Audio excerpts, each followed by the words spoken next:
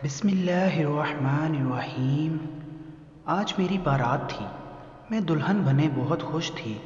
تبھی ایک عورت میرا گھونگھٹ اٹھاتے ہی چیخ پڑی کہ ارے یہ تو کمبخت شانو کی بیٹی ہے جو اپنے عاشق کے ساتھ بھاگ گئی تھی، وہ بھی شادی کے 20 سالوں بعد۔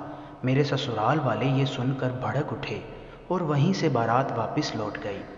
میں تب بہت تڑپ رہی تھی کہ اچانک ہی میرے ابا میرے پاس آئے اور بولے، بیٹی رو مت، آج تیری شادی لازمی ہوگی اور دولہا بھی آئے گا۔ کچھ دیر بعد میری جان ہی نکل گئی جب ابا نے میرا نام ماہین زبیر ہے، میرا تعلق اسلام آباد سے ہے۔ میری ماں کہاں تھی مجھے نہیں پتا تھا، مجھے میری پھپھو نے پالا تھا۔ وہ بتاتی ہیں جب میں 5 سال کی تھی میری ماں کسی کے ساتھ چلی گئی۔ یہ بات میرے لیے بہت تکلیف دہ تھی۔ مجھے اپنی ماں سے نفرت تھی جو مجھے کسی کی خاطر چھوڑ کر چلی گئی۔ میں نے کبھی اپنی ماں کو نہیں دیکھا اور نہ ہی دیکھنا چاہتی تھی۔ میں تو بس دھوکہ کھاتی آئی ہوں اور کھا رہی تھی، کبھی کسی خون کے رشتے کے ہاتھوں تو کبھی کسی محبت کرنے والے کے ہاتھوں۔ لیکن ایک دن میری آنکھ سے جھوٹی محبت کی پٹی ہٹ گئی اور مجھے سب صاف صاف نظر آنے لگا۔ وہ ہمارے ساتھ ہی رہتی تھیں، اپنے بچوں کے ساتھ۔ صرف میری وجہ سے ان کی 2 بیٹیاں تھیں جو پھپھو سے بالکل مختلف تھیں۔ بچپن سے لے کر اب تک میری اور ان کی نہیں بنی۔ میرے پاس بس بابا کا سہارا تھا۔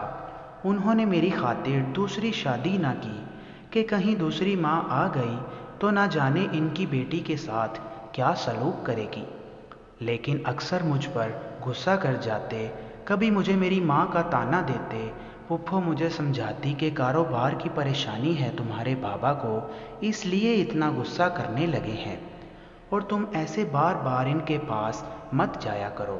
تمہاری ماں نے کون سا اچھا کیا جو تمہیں چھوڑ کر بھاگ گئی؟ اور ایک تمہارے ننیال والے، انہوں نے بھی کبھی خبر نہیں لی۔ میں تب کچھ نہیں جانتی تھی میرا اپنا کون تھا اور پرایا کون۔ میں اسکول سے واپس آتی تو ہماری کام والی، جس کا نام بطول تھا، وہ کھانا کھلانے کے ساتھ ساتھ مجھ پر بہت سختی کرتی، کبھی کبھی میرے تھپڑ بھی لگا دیتی اور کمرے میں سویا کرتی تھی۔ پھپھو نے اس کو میرے لیے رکھا ہوا تھا، اور جب میں پھپھو کو اس کے کارنامے بتاتی تو وہ کہتی، بڑی بیگم یہ جھوٹ بول رہی ہے۔ میرا کوئی بھی یقین نہیں کرتا تھا، نہ بابا اور نہ پھپھو۔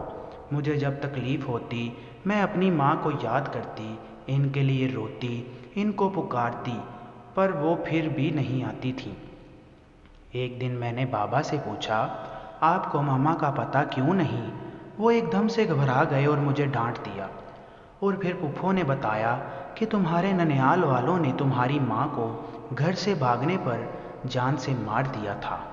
تمہارے بابا اس کے جنازے پر گئے تھے کچھ سال پہلے۔ اب تو یہ بات پرانی ہو چکی ہے، پتہ نہیں اس کی قبر کون سی ہوگی، اس عمر میں کون سا یاد رہتا ہے۔ میں 2-3 بار قبرستان گئی، لیکن مجھے شاہین اختر کے نام کی وہ قبر نہیں ملی۔ نہ جانے دل نے کہا تھا میری ماں زندہ ہوگی، پر اتنے بڑے شہر میں کون سا ایک قبرستان تھا۔ بابا نے کیوں جھوٹ بولنا تھا؟ انہوں نے تو آج بھی ماما سے محبت کی تھی۔ میرے لیے انہوں نے اپنی شادی نہیں کی، ورنہ مجھے یتیم خانے میں ڈال سکتے تھے، لیکن میرے لیے شادی نہیں کی۔ میں نے کئی بار پھپھو کو کہا تھا آپ بابا کی شادی کر دیں، ابھی تک اتنے فٹ ہیں، پر وہ کہتی تھی اب کہاں یہ سب زیب دیتا ہے، یہ میرا بھائی ہے، کون سا تمہاری ماں ہے جو کسی کے ساتھ بھاگ جائے اور اپنا گھر بسا لے۔ میرے دل میں مزید نفرت جنم لینے لگی۔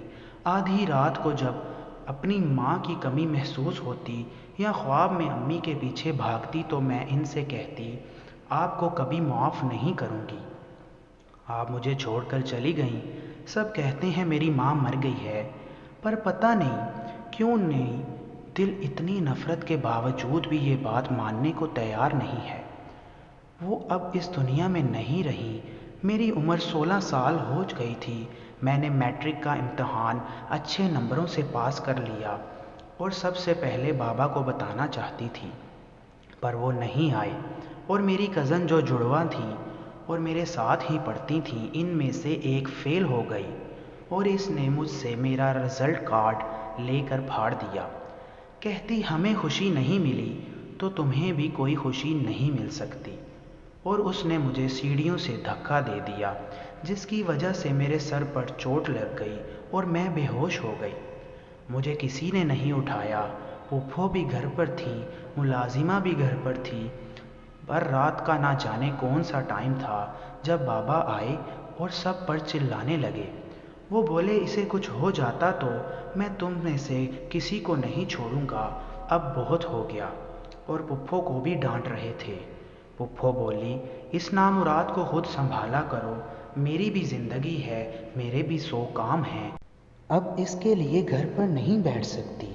تب بابا نے پھپھو سے کہا تم جانتی ہو اگر اسے ذرا بھی کچھ ہو گیا تو ہم اس کے بعد سڑک پر آ جائیں گے۔ میں نیم بے ہوش تھی، وہ کیا باتیں کر رہے تھے سنائی تو دے رہی تھیں، پر ان باتوں کا مطلب کیا تھا مجھے بہت دیر بعد سمجھ آیا۔ کچھ دنوں بعد میں ٹھیک ہوئی، میں نے کالج میں ایڈمیشن لینے کا سوچا۔ بابا سے کہا تو وہ کہتے کیا کرو گی اتنا پڑھ لکھ کر، اپنا کاروبار ہے سنبھال لینا، ابھی تمہارے کھیلنے کودنے کے دن ہیں۔ پر میں نے ضد کر کے کالج میں داخلہ لے لیا۔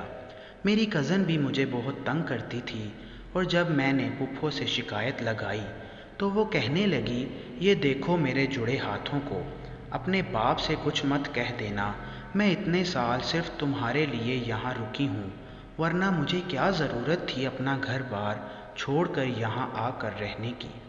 اور پھپھو رونے لگی۔ وہ سچ ہی تو کہتی تھی، میری وجہ سے کتنے لوگ پریشان رہتے تھے۔ میری ماں اب اس دنیا میں نہ تھی، ورنہ ان کو اپنے سامنے کھڑا کر کے پوچھتی کیوں کیا ایسا، میرا قصور کیا تھا، میرا جب سنبھالنا ہی نہیں تھا مجھے تو مجھے پیدا ہی کیوں کیا، مار دیتی کم از کم، ہر روز کی باتیں یہ اذیتیں برداشت نہ کرنا پڑتی۔ 17 سال کی عمر میں میرے اندر سنجیدگی آ چکی تھی، میں اپنی باتوں سے عمر اپنی زیادہ بڑی لگتی تھی۔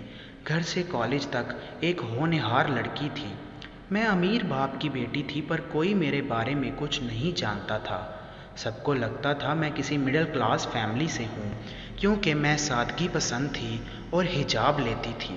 پھپھو کی بیٹی صرف 17 سال کی تھی کہ وہ کسی لڑکے کو پسند کرنے لگی، اور پھپھو سے یہ بات کی تو وہ شادی کرنا چاہتی ہے۔ انہوں نے اس کو بہت مارا اور کہا ابھی عمر دیکھو اور اپنی حرکتوں کو دیکھو، میں تمہاری شادی امیر کبیر خاندان میں کروں گی، کسی راہ چلتے سے نہیں۔ وہ کئی دن کمرے میں بند رہی اور ایک دن میرے پاس آئی اور کہا ماہین تم بات کرو ماما سے، دیکھنا وہ مان جائیں گی، میں شرجیل سے بہت پیار کرتی ہوں، اس کے بغیر نہیں رہ سکتی، ہماری منگنی ہو جائے پھر چاہے ماما شادی جب مرضی کر دے۔ میں نے پھپھو سے بات کی تو وہ کہنے لگی میں نے آج تک تمہاری کوئی بات نہیں ٹالی، تمہارے کہنے پر ان لوگوں کو آنے کا کہہ دیتی ہوں، پر ان لوگوں نے مجھ سے جہیز کی یا کوئی اور ڈیمانڈ کی تو یاد رکھنا میں تمہاری شادی اس سے کر دوں گی، اس کے ساتھ، کیونکہ ہمارے پاس ہمارا کچھ نہیں ہے، جو کچھ ہے تم باپ بیٹی کا ہے، اور تمہارا باپ اس نے تو ہمارا خرچہ بھی بند کر رکھا ہے، مجھے پتا ہے کیسے میں اس گھر میں گزارا کر رہی ہوں۔ اور پھپھو رونے لگی۔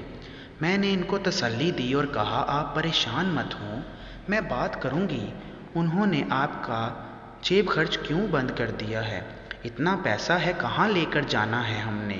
اور پھر کچھ دنوں بعد وہ لوگ رشتہ لے کر آ گئے۔ وہ لڑکا تو بالکل بھی اچھا نہیں تھا، اچھا خاصا مرد تھا اور پھپھو کی بیٹی کا ٹیچر تھا۔ مجھے بہت حیرت ہوئی، میری کزن کی پسند ایسی تھی، پسند کیا بھی تو اپنے ہی استاد کو، استاد تو صرف استاد ہوتا ہے جو ہمیں پڑھاتا ہے، بلندی تک لے کر جاتا ہے، پر یہ کیا سین تھا شادی والا۔ اور میری دوسری کزن کہتی اس کا دماغ خراب ہو گیا ہے فلمیں ڈرامے دیکھ کر، جو ایسے انسان کو پسند کر لیا جو عمر میں اس سے کئی زیادہ بڑا ہے۔ لیکن انہوں نے آ کر میری کزن کا رشتہ مانگنے کی بجائے میرا رشتہ مانگ لیا۔ مجھ پر حیرت کے پہاڑ ٹوٹ پڑے اور پھپھو کے ساتھ ساتھ سبھی میری طرف شکی نظروں سے دیکھنے لگے۔ ان کے جاتے ہی گھر پہ ایک عدالت لگ گئی۔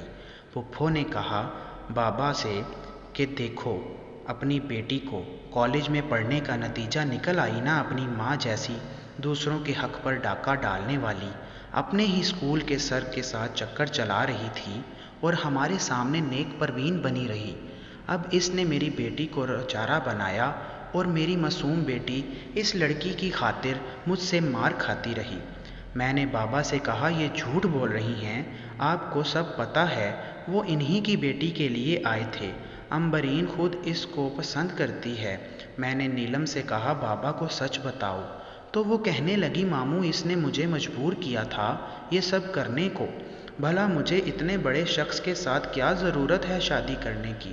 پھپھو مجھے گھسیٹتے ہوئے اسٹور روم میں لے گئی جہاں وہ مجھے بچپن میں بھی بند کر دیا کرتی تھی، سزا کے طور پر، اور آج بابا کے سامنے کیا تھا۔ بابا نے کہا اس کا بندوبست جلدی کرنا پڑے گا، اس سے پہلے اپنی ماں کی طرح خود ہی کسی کے ساتھ بھاگ جائے اور ہمارے ہاتھ کچھ بھی نہ آئے۔ میں ان سب باتوں کا مطلب سمجھنے کی کوشش کرنے لگی۔ دوسرے دن پھپھو نے مجھے نکالا، کہتی ماہین بس تمہارے بابا سے اپنی بیٹی کو بچانے کے لیے میں نے یہ جھوٹ بولا، ورنہ تمہیں پتہ ہے نا وہ ہمیں گھر سے نکال دیتے۔ اور مجھے اپنے ساتھ لگا کر وہ رونے لگی۔ اب مجھے ان سے اپنائیت محسوس نہیں ہوتی تھی اور نہ ہی ان کے آنسو دیکھ کر مجھے رونا آتا تھا۔ میں اپنی پڑھائی میں مصروف ہو گئی پر بابا کے نظروں میں کھڑی نہیں ہو سکی تھی۔ میری طرف سے بابا بالکل لا علم ہو چکے تھے۔ پہلے تھوڑا بہت پوچھ لیتے تھے، خیال رکھتے تھے، اب بس گھر سے باہر ہی رہتے تھے۔ کالج سے آتے وقت بابا کو ایک عورت کے ساتھ دیکھا، پتہ نہیں وہ کون تھی، لیکن بابا اس کے ساتھ بہت خوش تھے۔ شاید یہی وجہ تھی جو بابا مجھے بھول چکے تھے۔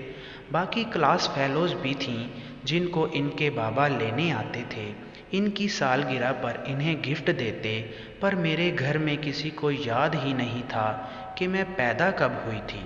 حالانکہ پھپھو کی بیٹی بھی اپنی سالگرہ مناتی تھی پر میرا یاد نہیں تھا۔ ایک بار میں نے خواہش ظاہر کی تو پھپھو نے کہا دوبارہ نام بھی مت لینا، تمہارا باپ اس دن کو کیسے یاد کر سکتا ہے جس دن تمہاری سالگرہ تھی، اس دن تو تمہاری ماں بھاگی تھی، اب کیا یہ بات کر کے اپنے باپ کے زخموں پر نمک چھڑکو گی؟ اس دن کے بعد میں نے کبھی اپنی سالگرہ کا نام نہیں لیا تھا۔ میری کالج میں ایک ہی دوست تھی نبیلہ، لیکن کبھی اس کے ساتھ اپنی باتیں شیئر نہیں کر سکی تھی۔ ایک دن اس نے مجھے اپنی سالگرہ پر انوائٹ کیا، میں کبھی کسی کے گھر نہیں گئی تھی۔ میں نے اس سے کہا کہ اگر گھر پتہ چل گیا تو مجھے بہت مار پڑے گی، مجھے کمرے میں بند کر دیں گے، ویسے بھی ہمارے ایگزام ہونے والے ہیں، میں کسی ڈرامے کا حصہ نہیں بننا چاہتی۔ پر وہ مجھے گھسیٹتے ہوئے اپنے گھر اپنے ساتھ لے گئی۔ اس کا گھر بہت بڑا تھا، بالکل ہمارے گھر کی طرح، اور وہ کچھ سال پہلے ہی بیرون ملک سے یہاں پر شفٹ ہوئے تھے۔ وہ دو ہی بہن بھائی تھے۔ اس کا بڑا بھائی ڈاکٹر بن رہا تھا اور اس کے ماں باپ بھی بہت اچھے تھے۔ اتنے بڑے گھر کی بیٹی تھی میں، پر میرے اندر اعتماد کی کمی تھی، میں بہت گھبرا رہی تھی، اور اگر گھر پر پتہ چل گیا تو بابا مجھے مار ہی دیں گے، میرا حشر نشر کر دیں گے۔ میں کوئی بچی نہیں رہی تھی لیکن اندر کا ڈر ابھی تک ختم نہیں ہوا تھا۔ میں یہاں نہیں آنا چاہتی تھی پر میری دوست مجھے زبردستی لے آئی اور اس نے مجھے اپنا پورا گھر دکھایا۔ ایک کمرے میں مجھے ایک خوبصورت لیٹی ہوئی عورت دکھائی دی۔ نبیلہ نے بتایا یہ اس کی پھپھو ہے اور کافی سالوں سے کوما میں ہے، تم بھی دعا کرنا وہ جلد ٹھیک ہو جائیں، اور مجھے وہاں چھوڑ کر وہ چلی گئی، کہتی یہیں رکو ابھی آتی ہوں۔ میں پورے کمرے کو دیکھنے لگی، یہاں اس عورت کی جوانی کی تصاویر لگی ہوئی تھی۔ میں اس عورت کو غور سے دیکھنے لگی، اس کے چہرے اور ماتھے پر آج بھی زخموں کے نشان تھے۔ نبیلہ مجھے گھر چھوڑ گئی لیکن اللہ کا شکر کسی کو پتہ نہیں چلا کیونکہ گھر پر کوئی نہیں تھا، اور شام کو پتہ چلا کہ پھپھو کی بیٹی نیلم کسی کے ساتھ بھاگ گئی ہے اور بابا بیرون ملک ہیں، جبکہ میں ان کو دیکھ چکی تھی۔ میرے دل سے میرا باپ اتر چکا تھا، مجھے ان سے کوئی اپنائیت محسوس نہیں ہوتی تھی۔ ایگزام ہو گئے اور آج کل میں فری تھی۔ نبیلہ ایک دو بار گھر آ چکی تھی، پر میں دوبارہ اس کی طرف نہ جا سکی۔ اس نے بتایا تمہارے قدم ہمارے گھر کے لیے بہت مبارک ثابت ہوئے ہیں۔ تمہیں پتہ ہے پورے 16 سال بعد پھپھو نے آنکھیں کھولی ہیں، لیکن ابھی بھی ان کا علاج چل رہا ہے۔ ابھی وہ بول نہیں سکتی اور نہ ہی چل سکتی ہیں۔ جب میں 20 سال کی ہو گئی تو میرے گھر ایک رشتہ آیا۔ اچھے لوگ تھے۔ بابا نے اچانک میرا رشتہ مجھ سے پوچھے بنا کر دیا اور کہا میں تمہارا باپ ہوں اور یہ ایک اچھا فیصلہ ہے۔ کل کو یہ مت کہنا کہ ماں نہیں تھی اور باپ نے پوچھا نہیں۔ اب بابا نے میری شادی کرنے کا فیصلہ کر لیا۔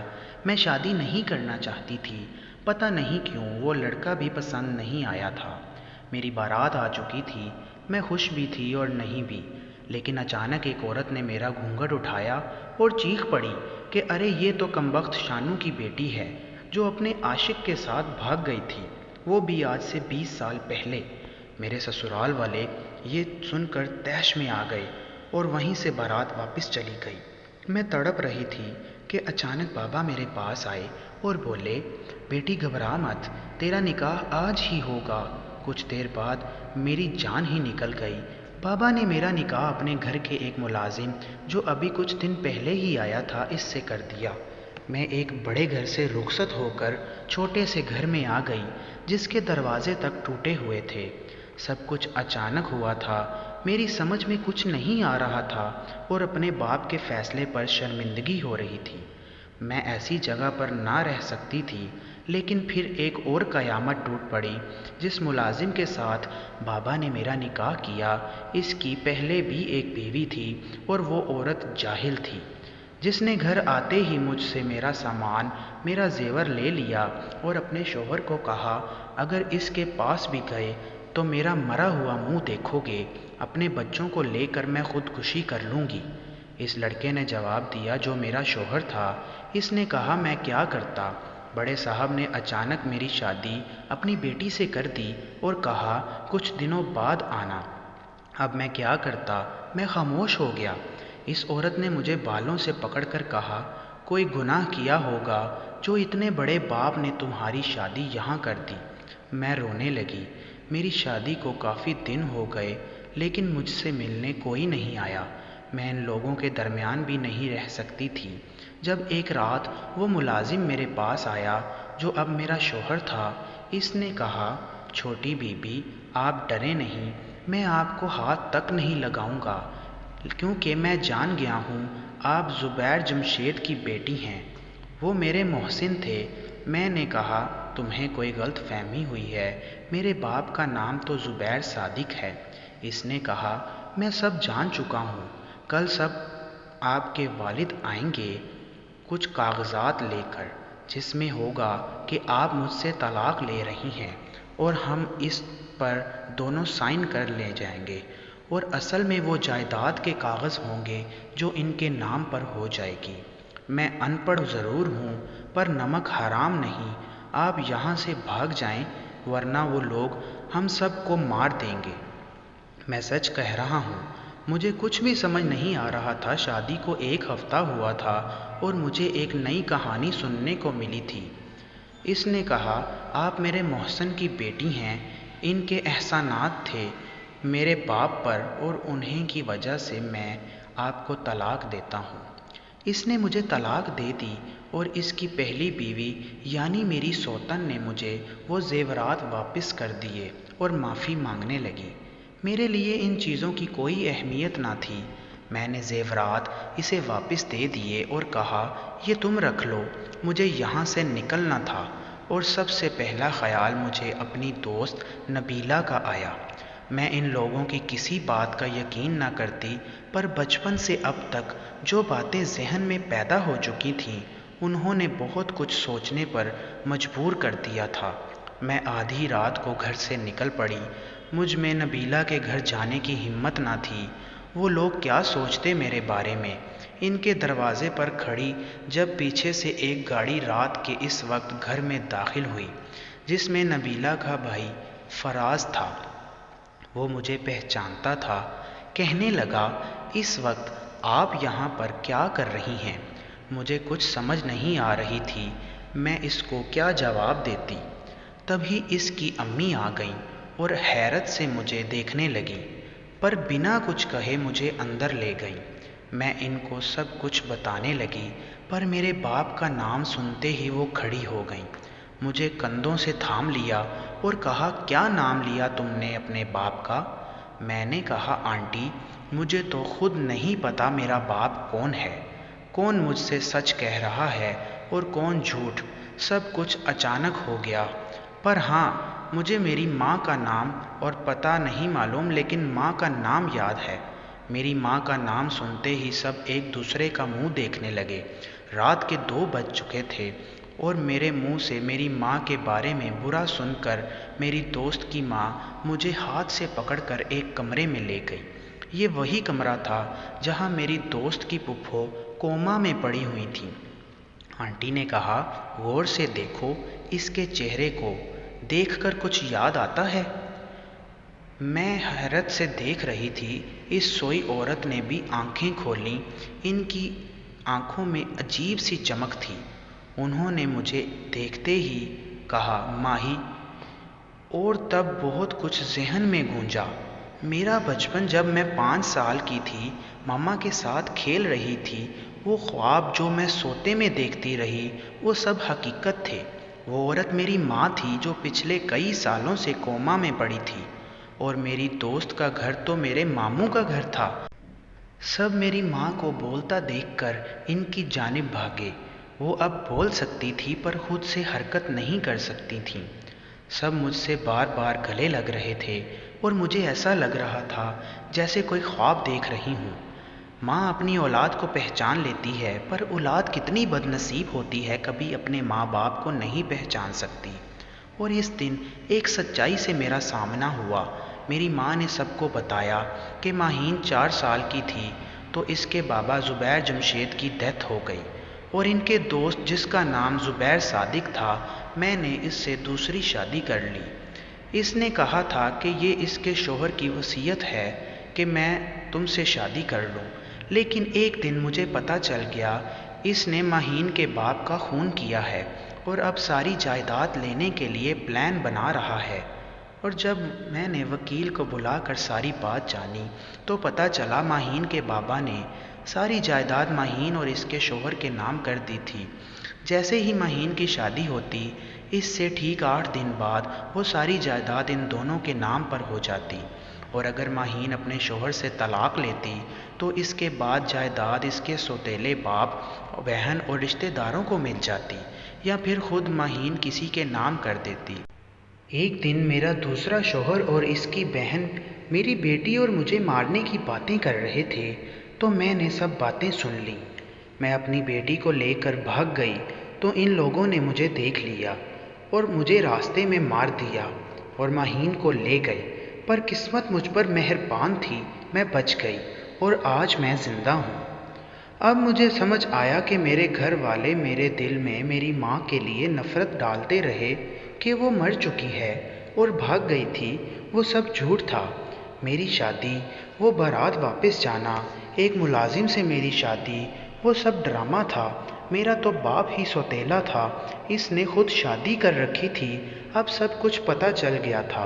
میرا سوتیلا باپ اور اس کی بہن اب گرفتار ہو چکے ہیں۔ ماموں نے ان سے 1 روپے کا حساب لیا اور پورے 2 سال لگے جب میری ماں اپنے پیروں پر کھڑی ہوئی۔ اسی دن میری شادی فراز سے ہو گئی۔ برا وقت گزر چکا تھا، پر گزرے وقت کے دیے زخم آج بھی تازہ ہو جاتے ہیں۔ ماما کہتی ہے سب کچھ بھول کر آگے بڑھ جانا چاہیے، پر میں ان کو یہ بات نہیں بتا سکتی۔ میں نے کئی سال، راتیں کتنی تکلیفوں میں گزاری ہیں اپنے ماں باپ کے بغیر، پر میں بہت خوش بھی ہوں کہ میری ماں مجھے مل چکی ہے۔ دوستو، اگر آپ کو ہماری یہ ویڈیو بھی پسند آئی تو کائنڈلی ویڈیو کو لائک کریں، شیئر کریں، اور ہمارے چینل توفیق وائس کو سبسکرائب کر کے بیل آئیکن لازمی دبائیں تاکہ ہماری آنے والی ہر نئی ویڈیو آپ تک بر وقت پہنچتی رہے۔ تو ملتے ہیں کل ایک نئی ویڈیو کے ساتھ۔ تب تک کے لیے اللہ حافظ۔